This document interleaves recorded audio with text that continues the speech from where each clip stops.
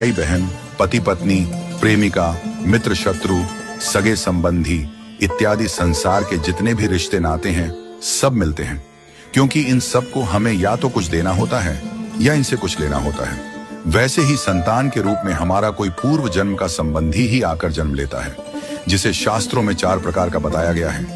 1. अणानुबंध पुत्र।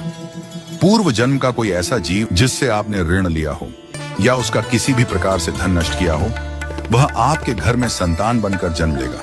वह अपना धन बीमारी में या व्यर्थ के कार्यों में तब तक नष्ट करेगा जब तक उसका पूरा हिसाब न हो जाए। 2. शत्रुपुत्र।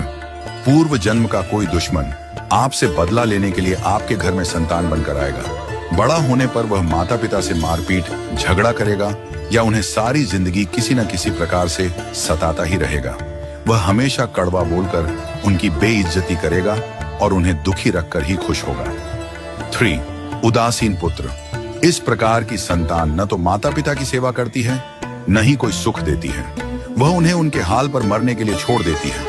विवाह होने पर यह माता पिता से अलग हो जाते हैं और उनकी चिंता नहीं करते। 4. सेवक पुत्र।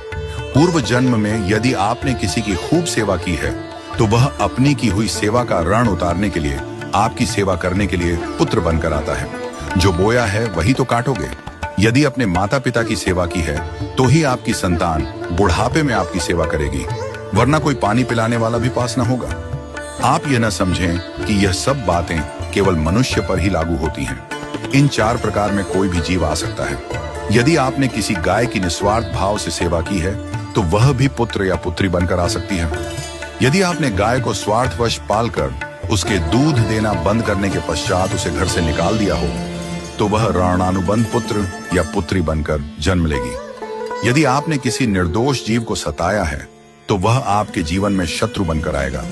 इसलिए जीवन में कभी किसी का बुरा न करें, क्योंकि प्रकृति का नियम है कि आप जो भी करोगे उसे वह आपको इस जन्म में या अगले जन्म में 100 गुना वापस करके देगी।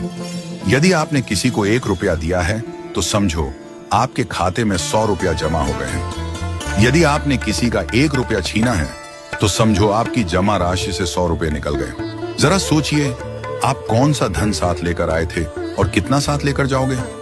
जो चले गए वे कितना सोना चांदी साथ ले गए। मरने पर जो सोना चांदी धन दौलत बैंक में पड़ा रह गया, समझो वह व्यर्थ ही कमाया।